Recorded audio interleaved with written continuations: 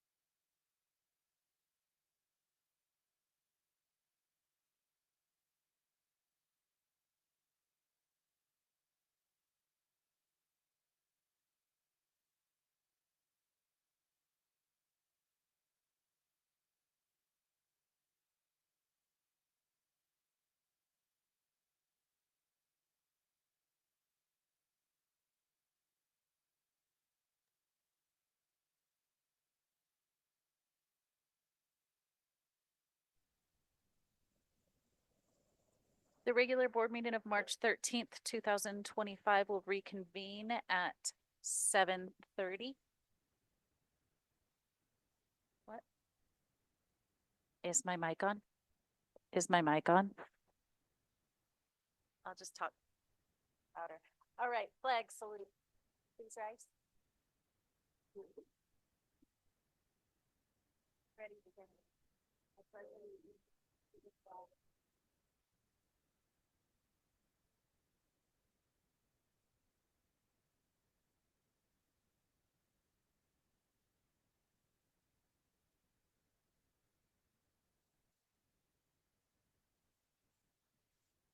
Ken, would you please read the civility statement?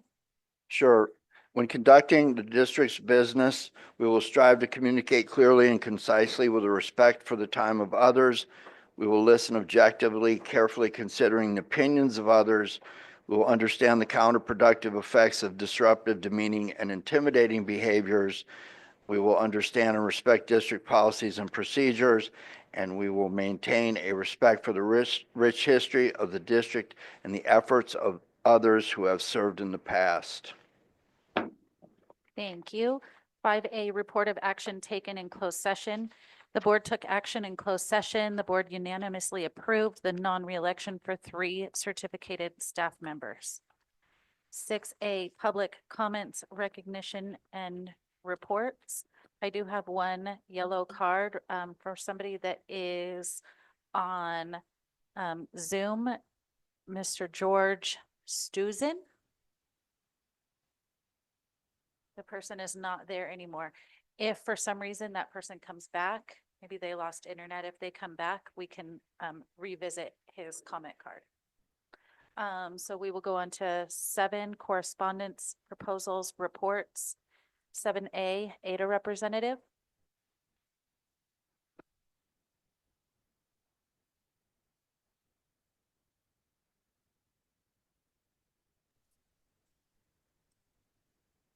Can you hear me now?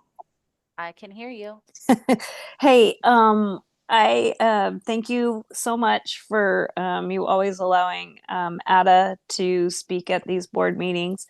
I just wanted to give you an update that, you know, I've been working with Eric, talking to him about some of the struggles that schools have been having. And then that I've only been able to tease out one school's results from the survey I did.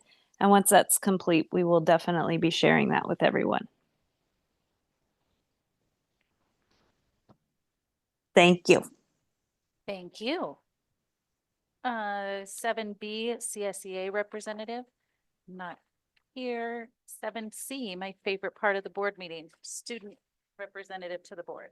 Good evening, everyone. Today I'd like to start with Vasquez High School. Starting with some Vasquez highlights, many of the Vasquez High School teachers participated in the BenQ board training yesterday. This new instructional tool has many interactive features and is helping teachers everywhere. The VHS counseling team and our administrating office team attended the Aries conference last week. The new information will allow VHS to make better use of our student data system. Data collection and reporting will be more efficient.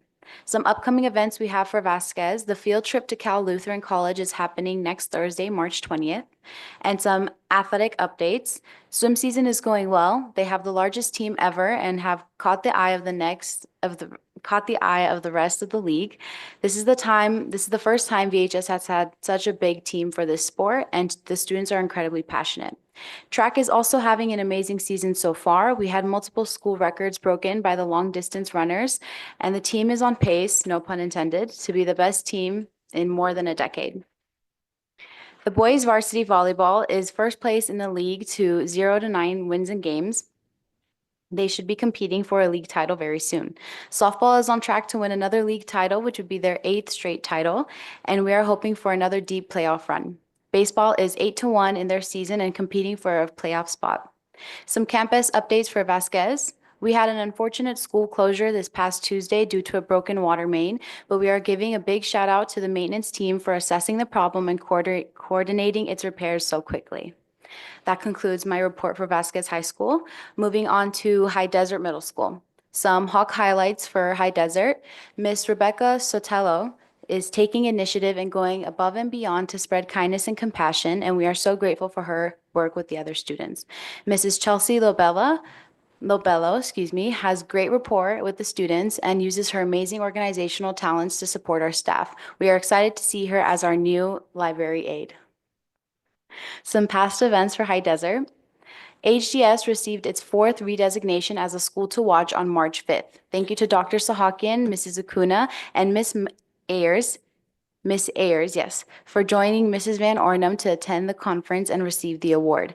Being a school to watch is an incredible honor, and we are proud to have many standout practices that deemed us a model middle school. The mental health workshops have been going great for parents. We have a record number of participants from all 3 schools. Each session is offered once in English and once in Spanish to support all families. This week's topic was on understanding depression and building resilience. Thank you to Ms. Zuli Kozada for bringing this great opportunity to the district and to our families. Some upcoming events for the Hawks. Monday, March 17th, 5th and 6th grades at 8:15 a.m. and 7th and 8th grades at 9 a.m. They invite you to join them in celebrating their incredible students for demonstrating the core values. STEAM night is on March 19th at 5:30 p.m.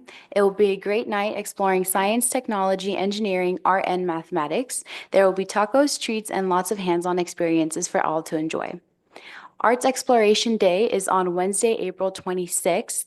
High Desert will host Arts Exploration Day for our students. The Hawks will participate in 3 hands-on sessions of their choosing to explore career pathways centered in the arts. Thank you to Ms. Owens and Mrs. Wagner for supporting our High Desert Hawks and bringing the Mustangs to mentor and lead sessions in art and culinary arts. Some athletics updates. The teams have been formed and are excited to start games next week for JV flag football and JV girls volleyball. Varsity boys and girls soccer championships are on March 17th at VHS. Both teams made the championships, and we invite everyone to come cheer on our Hawks.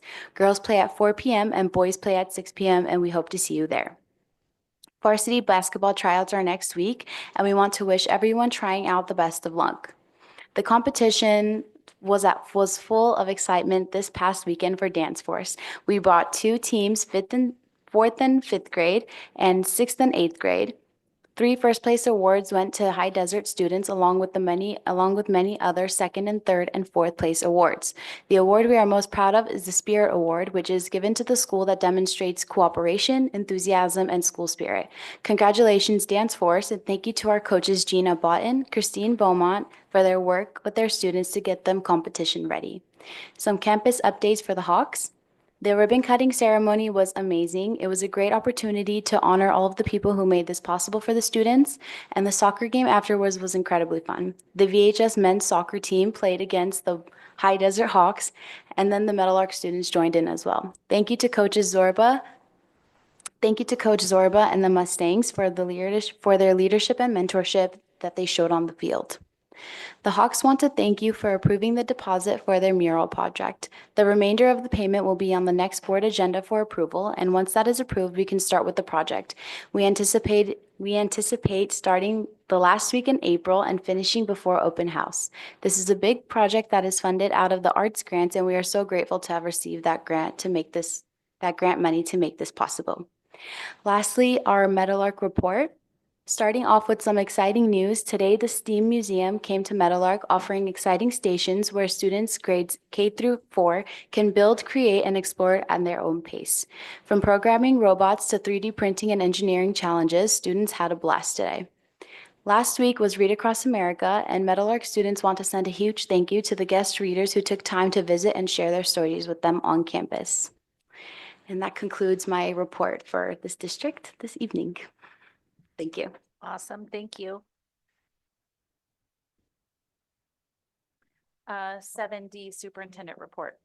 Thank you, Board Vice President. Tonight, I'll focus in on student achievement as far as the strategic plan itself, and then I'm going to cover 2 additional topics. So Natalie shared this as part of the High Desert update. So great job, Natalie. District in High Desert is delighted to announce that after a rigorous application process for redesignation, High Desert was endorsed as a redesignated California and national school to watch. High Desert was originally designated as a schools to watch in 2012, then proudly redesignated years after 2015, 18, 2022, and currently 2025. And I'm sure in the next 3 years, it'll be a 2028. Thank you to the redesignation application writing team for all their hard work in highlighting the programs, events, athletics, academic opportunities at High Desert. Keep up the great work. Congratulations, High Desert. All right.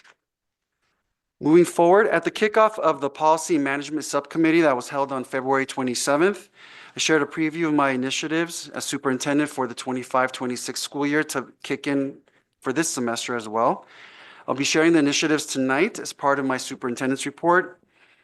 As part of building a culture of continuous improvement, there are multiple facets to that process itself, which includes leadership commitment, strategic alignment. We know that we have a lot of initiatives, programs, and plans. Alignment is very critical for effectiveness. Smarter performance systems and employee empowerment. The following initiatives address these targeted areas. Thank you, Mr. Herdosia, for putting the slides up. So I'm not going to go line item, folks, but just to start with goal number 1, to ensure, maintain, expand, and advance a robust and rigorous academic program. That includes maintaining and expanding efforts with our governing board, school site leadership, teachers and staff, and all appropriate educational partners that ensure that our students are engaged with a robust and rigorous learning program in both general and special education. You'll see hyperlinks. This document will be posted under the superintendent's link on our website, our homepage, so that you could actually interact in the middle of the night when you have nothing to do. You could click on the hyperlinks and it provides the artifacts and additional documentation to go ahead and support these goals. Expand the assessment. Previous slide. Thank you. Third bullet point, expand the assessment of learning progress from 2023 to current school year and moving those learning gaps forward by measuring outcomes to ensure that interventions are effective for our students. Some of the hyperlinks, just to articulate, we have iReady assessments for personalized learning for grades K-8, reading and math. We have our California dashboard that helps drive our data decisions that we make for the district. Next slide, thank you. Goal number 2, ensure, maintain, expand, and advance safety and wellness initiatives. Again, I'm not going to go through every bullet point, but to expand, enhance our learning opportunities for general education, special education students through support services. That includes social emotional learning curriculum, as well as PBIS rewards, Navigate 360, and facilitating to the maximum our existing grants and pursuing new grant applications. In addition, ensuring and expanding parent-guardian learning opportunities in the areas of health and wellness, safety, and accessing supports. We've heightened our initiatives when it comes to parent education, such as parent ambassadors, Project to Inspire, and other family leadership development. Next page, Mr. Herdosia, thank you. Superintendent's goal number 3, ensure, maintain, expand, and advance capacity, which includes enrollment, programs, and opportunities. Enrollment increase and stability. We have been maintaining our, not only maintaining our enrollment for the past 3 years, we've been increasing our enrollment, which in turn reflects in our ADA and feeds into the fiscal capacity of the district. Always looking to advance specialized programs. I'm looking into a dual immersion Spanish program for our younger scholars for Meadowlark. There will be an interest survey that goes out to the Meadowlark community to see if they're interested. That won't be for the 26, that will be for the 26-27 school year. But that's just one idea of expansion and for capacity building here at the district. Next page of the slide, Mr. Dosia. Previous page, sorry. Your event, I'm just slow. Thanks, Alex. So opportunities, accessibility, and support, expanding partnerships with local organizations to provide additional internships, mentorship, and career exploration opportunities. Some examples that we've included there is the Marine JROTC program that we're looking into, arts education advancement for K-12 here at the district, ensuring routine updates and maintenance of facilities, technology, and instructional tools, particularly the maintenance and facilities and technology. All of those components are being funneled through our Facilities and Finance Subcommittee, so thank you for that effort there. Maintaining teacher training to preserve the quality of instructional opportunities and heightening our professional development opportunities and making sure that those opportunities are tailored to the needs of our teachers, elementary, middle, and high. And the following pages are just the hyperlinks that provide additional information, as well as artifacts that will help support my plan moving forward for 25-26 academic calendars. And the last item for my report, with spring break around the corner and the last stretch of the school year upon us, my team and I will be bringing our 3 sites together on April 2nd for a staff meeting workshop around the topic of trauma-informed care, as well as the importance of self-care for adults. We've been working and planning about maybe the last 4 weeks here. My team and I are excited to cook up some lunch and serve it to our fantastic staff. I do have to confess, I don't cook. I make pancakes, but that's breakfast. Anyhow, we're looking forward to April 2nd to appreciate our staff and thank them for all that they do. And that concludes my report. Thank you.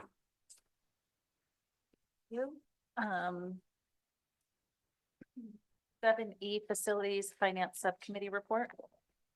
The Facilities and Finance Subcommittee has not met since our last meeting. We will be meeting on the 18th at 4 p.m. here. If anybody wants to show up or come on Zoom online. 7F Education Subcommittee report, same as the Facilities and Finance. We have not met since our last meeting, and our next meeting is on the 18th at 3:30. That is either here or via Zoom, so I hope people start to join us. 7G Policy and Management Subcommittee report. Our next meeting is on the 27th before the school board meeting. Superintendent, I appreciate your presentation about your goals and initiatives, because what's really going on in the background is the focus of the subcommittees turn into and are tied to the superintendent's initiatives, and it gives you a way to measure what the priorities of those committees are, which is kind of a way of doing an annual priority exercise. And it informs what the focus of the board is, rather than having everybody all over the map and new people coming on and I want this and I think I should do this and whatever. It kind of focuses down how he's measured, and everybody can see what's happening. So at the end of the day, strategic plans that are nothing but a bunch of buzz phrases that you heard at the last conference you went to mean nothing to me. I like measure. So this is kind of a way of developing an ongoing priority exercise, which is really the fuel for a real strategic plan. So thank you. The Policy and Management Subcommittee is about taking a look at what the board policies are, what the administrative regulations are, that they are there, that there's not unique circumstances that need the board to take a look at, or say, for example, we had the attorney talk about special education-related expulsions and suspensions and what that means and what happens if, anyway, watch the movie. I like it very much that our IT group puts these up. So when there's a next election, there's no reason to be ignorant about anything we do, but thank you.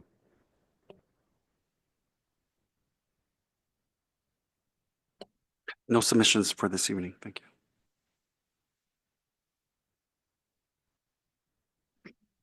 you. 8A Approval of Consent Calendar Items 8B through 8E. I'll move it in. I'll second. I would like to separate subject E gift donation, Acton Women's Club at $900, not to vote separately, but just so that we can discuss it. Do you have anything to add? For item E? For Or item E. anything? No, just for item E. That's Okay. Any discussion on items B, C, D? None for me. So let's discuss item E. Thank you. So thank you to one of my favorite groups, Acton Women's Club, for a $900 donation for Vasquez and High Desert students. The purpose of living spaces. I'm not shopping for furniture. Living voices. I'm sorry. For our students to attend Living Voices, which brings history to life.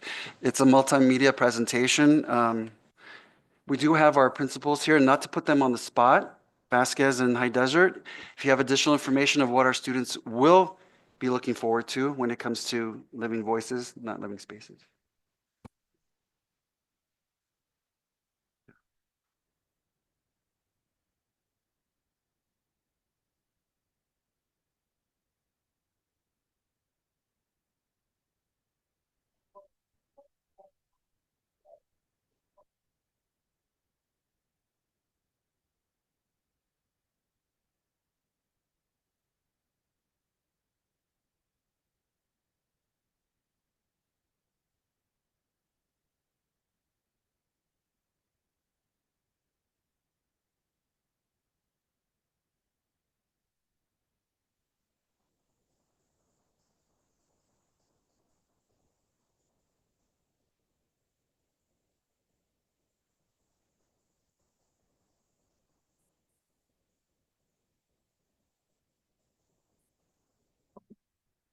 Thank you for the details. Did a much better job than I did. Thank you. I appreciate the Acton Women's Club, short of the fact that I am always near financial collapse from shopping at their boutique. Thank you for your support of the district. Yes, thank you for your support and for putting on these programs for our students. That sounds super cool. I think that our students are very lucky to be able to do that. Sounds like they're going to have a great time. So thank you, Acton Women's Club. And as Ken said, we love your boutique. My daughter always asks to go there. They have great stuff there. So if you haven't been in there, stop by. They have something for everybody. I really like their shop. Let's go ahead and vote. Call for question. All those in favor? Falls Drive, aye. DeJillian, I. Mays, aye. Brianna Taxoni, aye. 9A Personnel Report 24-25.12. I'll move it in. I'll second. There are no changes to the PAR report for this evening. Thank you. Thank you. Any discussion?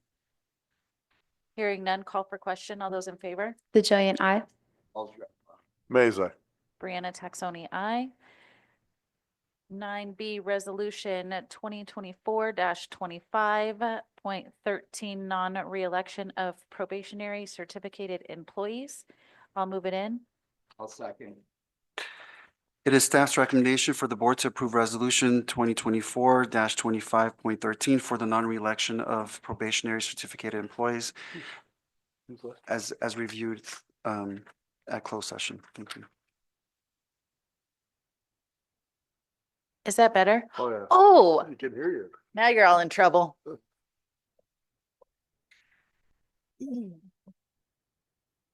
Okay, discussion? Call for question. All those in favor? Falls Drive, aye. Mays, aye. Brianna Taxoni, aye. 10A, second read and approval, SARC report, Meadowlark, High Desert, and Vasquez High Schools. I'll move it in. I'll second. All right, I have Ken second. Dr. Sahakian? Sure. Just as a second read to reiterate, the school accountability report card for all three sites covers general information such as enrollment numbers, class sizes, absenteeism rates, as well as CAS testing data. But just to reiterate for clarification, this is always a prior year, so it was the previous school year in terms of the SARC report for both Meadowlark, for Meadowlark, High Desert, and Vasquez. Thank you. Thank you. Discussion? Hearing none, call for question. All those in favor? DeJillian, I. Falls Graph, aye. Mays, aye. Brianna Taxoni, aye. 10B, 2024 LCAP Federal Addendum. I'll move it in. I'll second. Thank you. I'm going to call up Dr. Chamberlain, Ed Services Director. She's our guru for anything LCAP as well as federal programs now. So she'll explain the purpose of the Federal Addendum 2024 LCAP. Thank you. Good evening, Dr. Sahakian, board members. To share with you in brief, the federal addendum is an addendum to the LCAP. The LCAP, which we shared previously, addresses only state funds that come to our school district, and federal addendum addresses all the federal funds that come to our district that are applied for by us through the CONAP. Those specifically are Title I, Part A, Title II, Part A, Title III, Part A, and Title IV, Part A. Title I, Part A addresses improving basic programs operated by state and local education agencies.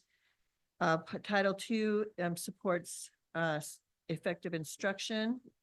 Title III is for language instruction, English learners, and immigrant students. And then Title IV is specifically for student support in academic enrichment grants. Do you have any questions? I'm here. No, thank you. Thank you. Discussion? Hearing none. For your ward.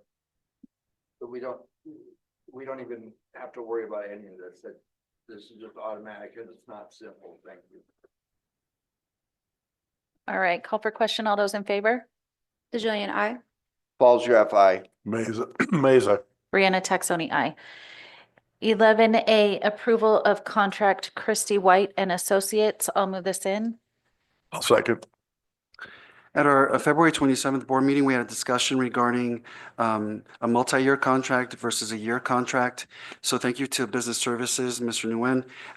Inquiring, Christy White and Associates do not provide any discounts for a multi-year contract. So we're presenting this evening a one-year contract for the internal audit services that they provide district in the amount of $27,280. Thank you. Discussion? There was a discussion ad nauseum last meeting. I'm good. Okay, call for question. All those in favor? DeJillian, I. Falls Graph, aye. Mays, aye. Brianna Taxoni, aye. 11B, approval second interim report 2024-25. I'll move it in. I'll second. Mr. Nguyen will be presenting to the board as well as our community our second interim report that, once approved, is sent over to LACO for certification. Thank you, Mr. Nguyen. Well, good evening, board members, Superintendent Dr. Salkin, and members of the community. Tonight, I'm going to present the second interim for 24-25. The last time I present the first interim report, there's three types of certification, right? There's a positive certification where the district will meet its financial obligations for the current and the 2 outer years. A qualified certification means that we may or may not meet our financial obligation for the current and the 2 outer years. And the third certification is the negative certification, which is that the district will not meet its financial obligation for the current and the 2 outer years. This is an enrollment trend where, as you notice, there's been a flight out of California to other states because the cost of living in California is very expensive, and also possibly because of political issues. But as you can see, there's going to be a continual decline of enrollment for school district statewide. But the good thing about our school district is that our enrollment is increasing. We garner a surplus this year, so which is a positive for the district. And this is our enrollment trends. We're looking at our enrollment to be 1,069 for this year. We're projecting that our enrollment decline by 18 students next year and stay flat for the third year out. Our average day attendance is at 90, but next year we're looking at 92. Third year out is 92 as well. And then this is the revenues that California state received. the bulk of the revenue, as you can see here, is personal income tax. Then there's corporate tax, and then there's sales tax. Things may change. Like, for example, in 2022, when the economy went down, our COLA for this year was only 1.07%. If our, so far this year, our economy has been going down. The S&P 500 is right now, it's down 10%. And if that doesn't go back up, then the state of California may get less personal income tax, less revenue, right? That's just a FYI. And that may affect our cost of living adjustment from the governor, maybe in 2 years, just an FYI. So this is our cost of living adjustment. Again, this may change based on the state of California's economy, or LCFF, federal funds, one-time funding, state funding, local revenues. And pretty much everything stays the same. Due to our enrollment increase, I increased our local control funding formula revenue increased by about $146,000. This is a pie chart of our revenues. As you can see here, the bulk of our revenue is the local control funding formula. We get state, local, and federal revenues. And this is our building blocks for our expenditures, our certificates. We're at 75 employees. That includes management as well. And then for classified, full-time equivalent, right? We have quite a bit of classified employees, but they don't equal to 1 FTE. So there's a combination. That's why we have a total of full-time equivalent of 78. And then we got our employee benefits, the PERS and STIRS rates, health and welfare, insurance, state unemployment insurance, workman's comp, books and supplies, professional services, capital outlay. So I'm going to go a little bit more in depth on that. Go to the next slide. And then our step and column is about 2%.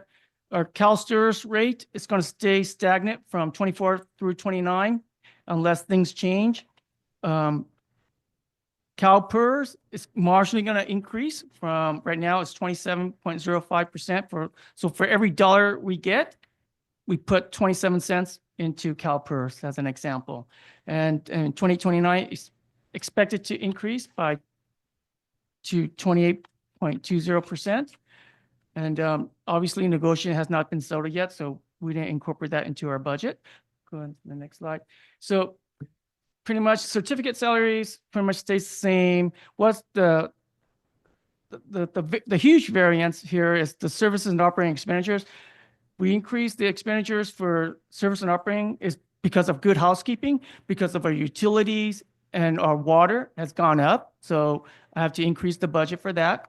And then also for the capital outlay, we did the roof replacement this year here at the district office, which is about $100,000. Then we're also looking at modernizing 3 classrooms, which costs about $50,000. So I incorporate about $150,000 for the capital outlay we increased. And this is the pie chart of our general fund expenditures. As you can see here, the bulk of our expenditures are personnel for certificate salaries, classified salaries, and health and welfare benefits, right? And then this is our multi-year projections. We're looking at deficit spending for this year, next year, and the 3rd year out.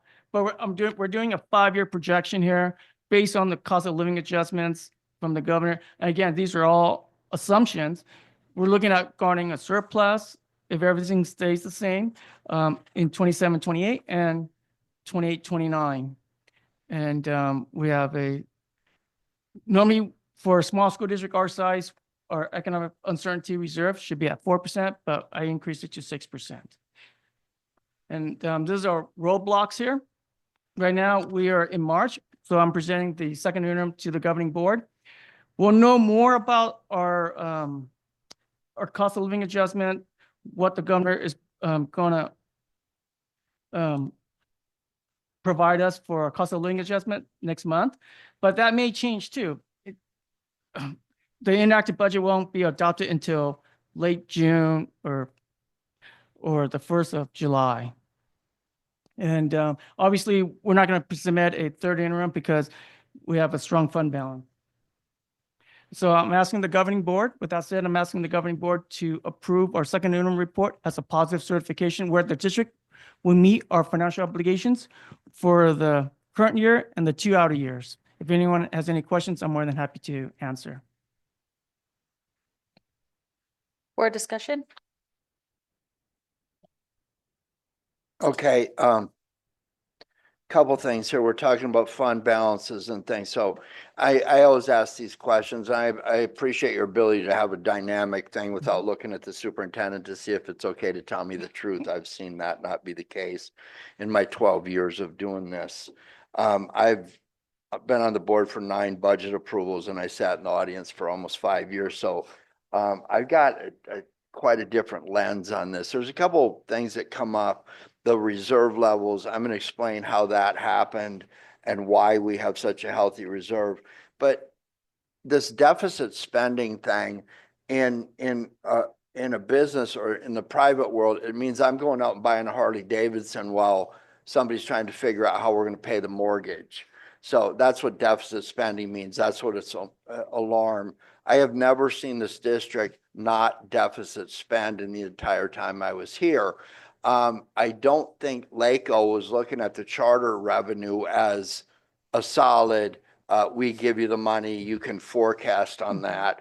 And at one point there was $4 million worth of charter revenue, and we know that you're not reporting out any local revenue that's a gain, meaning we're taking the kid from San Bernardino's money and doing whatever we want with it, including ripping out this and making this and putting them pretty pictures up there. So I'm not even gonna ask you that question. I know that you're not juggling fund balances around to make it look like we're poor during negotiations. I know you're not doing that. But deficit spending seems to be a norm in education, and it's based on you not knowing what the money you're going to have. So you're told, well, maybe it's going to be 1%, and then maybe it's going to be 3%, and you're trying to forecast down the road. I will say this about the reserve. When you don't have enough money, let's just say that you're not spending your money appropriately, and I haven't seen that be the case here. You are going to be geared towards deficit spending. You're talking about enrollment decreases, our enrollment going up. At one time, this district had 2,200 students. But the enrollment gain is really where most of your funding comes from. And then if you can get kids to come to school, that helps a ton. So I appreciate those initiatives. And I appreciate the focus of the education subcommittee on supporting that. But let's all be serious. We went to court one time. I had been asking people questions from a charter, and they sat up there and lied, and I was being accosted by the board, which I actually liked that. I had a very abusive stepfather, so I missed that very much. But at the end of the day, the same questions that I was asking these people, they were indicted for breaking federal law and defrauding 80 million. How do you just kind of miss $80 million in the process? And this district was the gateway to that happening. So the judge in that case, when the district settled, there was $700 and some thousand that was paid back. If I'm the district now, the time has passed, statute of limitations has passed.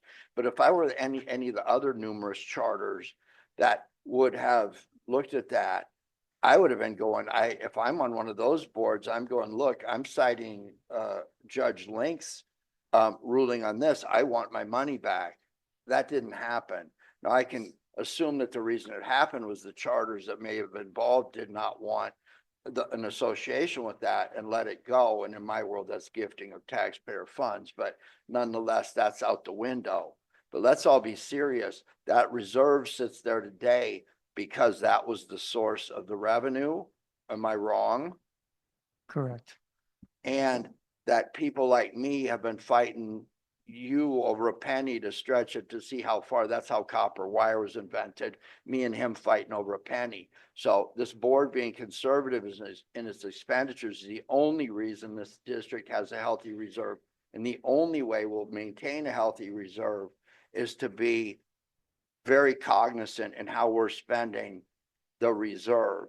So to be really clear, this deficit spending is being supported and subsidized by the reserve that was built. So you can either like charters, you like it or not, but that reserve would not be here today without that. And I need everybody to recognize that. So when we're off spending money and negotiating on this and that, we have to be kind of in tune with what the projections look like. I am not a supporter of taking the work that has been done on the finance and subcommittee and saying we need some certain projects to be done. Those are not negotiable with any kind of bargaining or someone's salary at the administrator's level or anything like that. To me, those are the things that keep our schools out of Williams lawsuits and all those kinds of things. So I just wanted to clear it up. Deficit spending is something that comes every year. Do you know of a local district that is not deficit spending? No, they're all, Are you personally aware of any district in the state that is not deficit spending in a public education realm? none. Would it be safe for you to ever say I have enough money to service my students? Don't give me any more, Governor. No. Whatever revenue we receive, we tend to use it because we don't get as much funding as To can be really clear, my position is that we will not, I don't think the projects that are coming back from the Finance and Facilities Committee are pie in the sky, someone exercising their own personal desires. I assume that the Education Subcommittee will come forward with some different directives where they're focusing in on maybe we need this, maybe we don't need this, but you can bet that the stuff they say we really need to focus some revenue here and come forward with those and have those finally incorporated the budget where everybody can look at an informed budget, not having to have the roof bag not to leak every year. So please don't approach me with giveaways on our facilities at the expense of something else, but fine job. Thank you. And I appreciate your ability to just have a go with me when we need to. Thank you. Just one question. Yes, sir. Where does the lottery money fit in here? Is there, do we get, Lottery, we get local revenue, we get restricted revenues, Mhm. and we get unrestricted revenues okay, as well. So yeah, it's in the fund, it's in Fund 1, Okay. basically. that's all I have. Alex, can you go to the slide that has the blue and orange? It says district enrollment trends with all the blue and orange bars. There she is. So I'm looking back to 22, 23, and I'm not going to go before that because it's COVID, and then before that is, it doesn't matter. But I'm looking back to 2023 or 22, 23, 23, 24, and then at the projections. And I'm going to speak on the education subcommittee. One of our goals and one of our topics that we're going to be talking about is ADA and basically getting kids to go to school. So I did the calculations on the percents, and this year for 24, 25 is the lowest percentage of ADA in the last 3 years, and then also lower than the projected 2 out years. Every other year we've been above 90%, and this year we're at 89.9%. I would love to see 95, 97, but projecting 91.8, I think that we can do better than that. So I just wanted to point out that I would like to talk about that in the education subcommittee. I want to discuss it. I want to set goals with staff and then also support staff in supporting families and basically begging and doing anything that we can to just get butts in seats. And I don't think that people understand how important it is to have a kid at school every single day and how that affects their learning.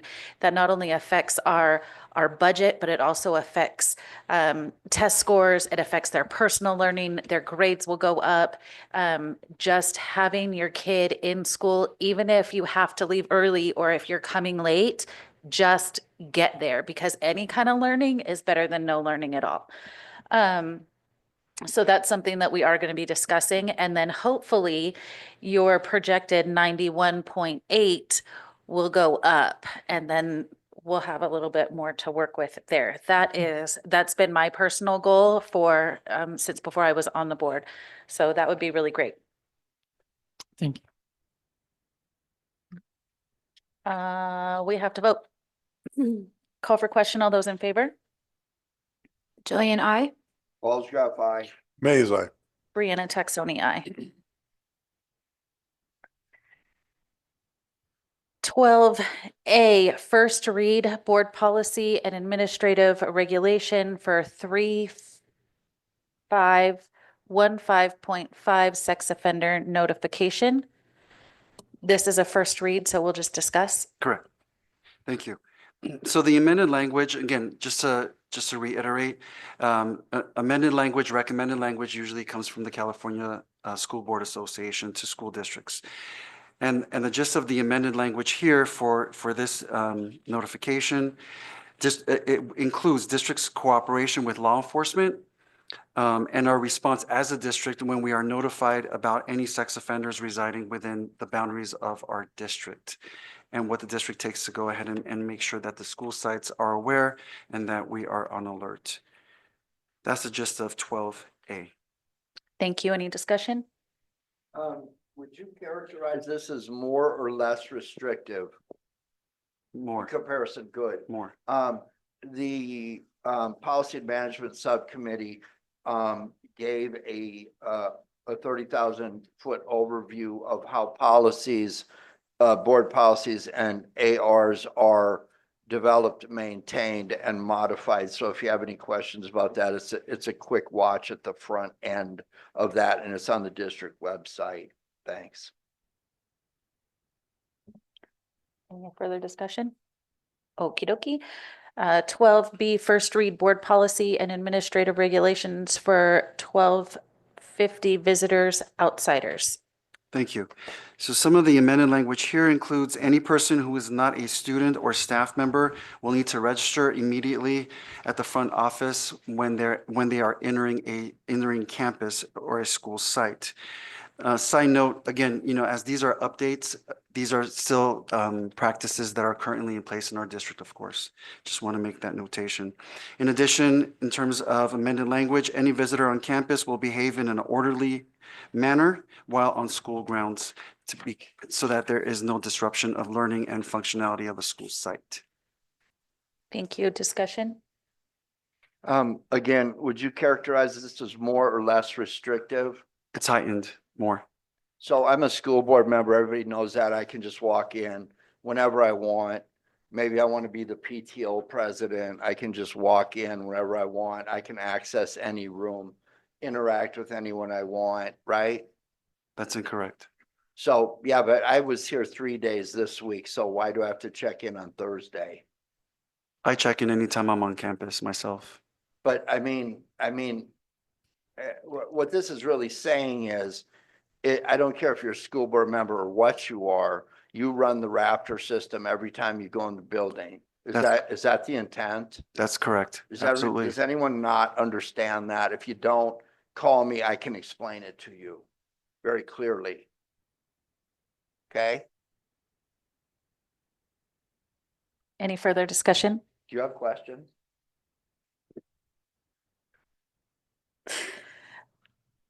Twelve C, first read board policy and administrative regulations for 6158 independent study. There's a plethora of changes here or updates. Mainly the minimal instructional minutes required for independent study, evaluating whether a student is a viable candidate for independent study, That onus is on the school and school administration, and tiered re-engagement of strategies for students who are not engaged in independent study and are not making progress. Thank you. Discussion? Is there room in this language where I'm just bored with this kid disrupting the class? So I just like, here you go independent study. No, there's Good, a thank you. vetting process. Thank you. 12D, first read board policy administrative regulations for 6163.4, student use of technology. Thank you. This too has quite a few, can't read my notes. Some of this has to do with districts in terms of updates. Districts may monitor student use of technology within the jurisdiction of the district. If a student violates board policy on technology use, district may cancel student user privileges or limit student user privileges to technology. Thank you. Discussion? More or less restrictive. More so. So we can't gamble on the school computer. That's correct. Okay, so much for local funding. Go ahead. Is that on and off campus? On the, if a school computer is brought off campus for any reason, is it restricted as well? Yes, if there's any reason for a student to, let's say, have a Chromebook at home for whatever reason, they're still in possession of it. This policy still is active. Yes. Thank you. Subject E, first read board policy administrative regulation for 4040, employee use of technology. Thank you. So plenty of additions here as well, such as employees shall review all prohibited and permitted use of technology as outlined in this policy update.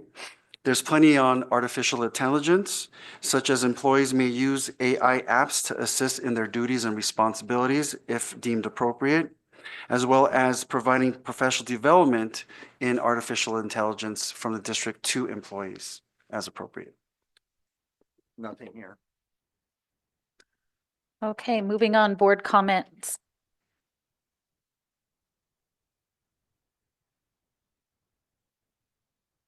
I'll make it brief tonight. About the sports programs, about 4 or 5 years ago, there was a worry that some sports programs would not exist in the coming years. And I think that the efforts of people, especially at High Desert, to start sports programs and to give an environment where sportsmanship was the focus and not a lot of adult drama and the rest of all that. So you've got sports teams now that are coming with those cohorts that started at High Desert. And I think the sports offerings are really, really important to the district for those kids that, you know, don't go to the local school that's going to put you in the major league. So I think these sports groups, the level of participation is what's really, really important to me. And I want the focus to be on sportsmanship and that people understand we're not going like the old days and pressuring the teacher to make sure that the football guy passes even though he's failing. So there's a fine balance here. But I would like to say publicly that there are certain people in this community that started at High Desert.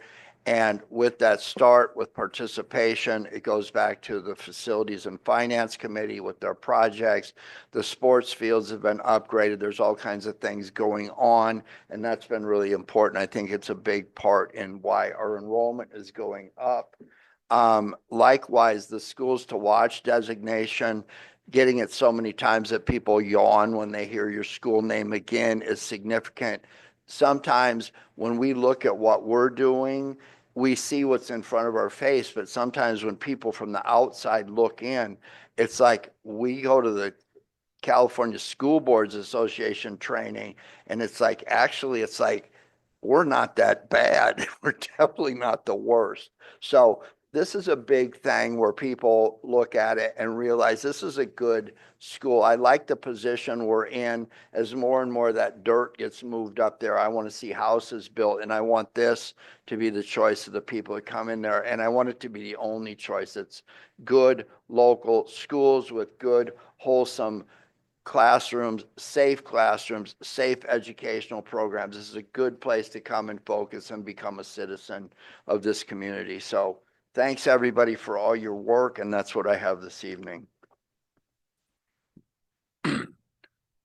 I want to again reiterate what Ken said about the sports teams.